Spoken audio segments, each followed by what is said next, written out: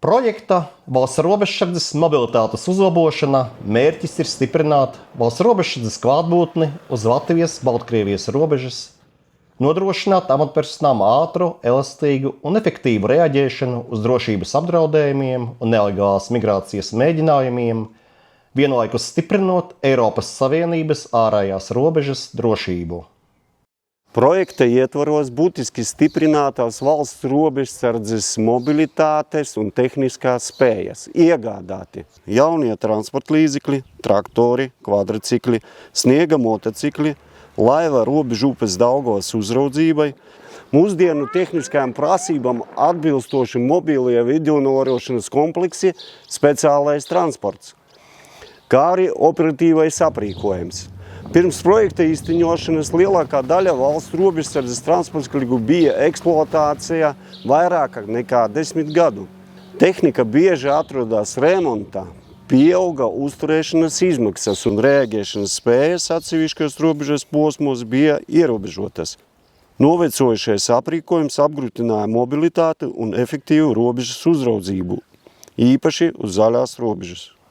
Īstenojot projektu, ir atjaunots autoparks, iegādāti jauni transporta līdzekļi, specializētā tehnika un modernizēts aprīkojums.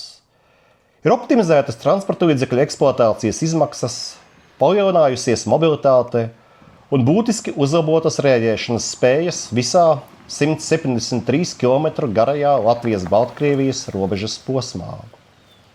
Robežsardze šobrīd spēj operatīvāk reaģēt, efektīvāk uzraudzīt robežu un nodrošināt nepārtrauktu klātbūtni stratēģiski nozīmīgās teritorijās.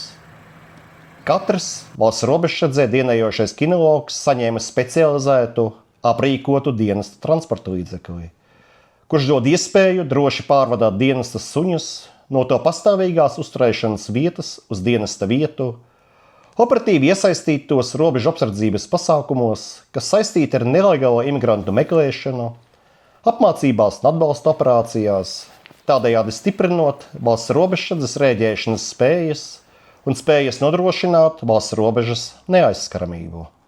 Īstenojot projekta aktivitātes, ir nodrošināta mobilākā, elastīgākā un tehnoloģiski modernākā robeža apsardzība. Tas ļauj ātrāk atklāt un novērst neatļautas robežas šķērsošanas mēģinājumus, efektīvāk pretdarboties pārrobežu noziedzībai un ilgtermiņā stiprināt valsts drošību. Mēs varam reaģēt ātrāk, strādāt efektīvāk un būt tur, kur tas visvairāk nepieciešams.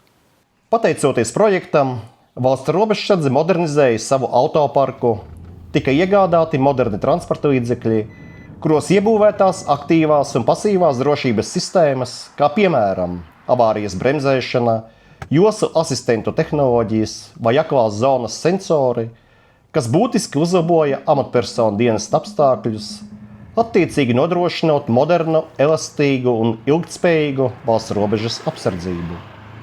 Projekts sniegs ieguldījumu Eiropas Savienības drošības stratēģijas īstenošanā pret nelegālo imigrāciju, kontrabandu un aizsargās pamattiesības un Eiropas vērtības. Projekts tiek īstenots finansiālā atbalsta instrumenta robežu pārvaldībai un vīzu politikai 2021. 2027. gada perioda ietvaros, kura vadošā iestāde Latvijā ir Iekšlietu ministrija.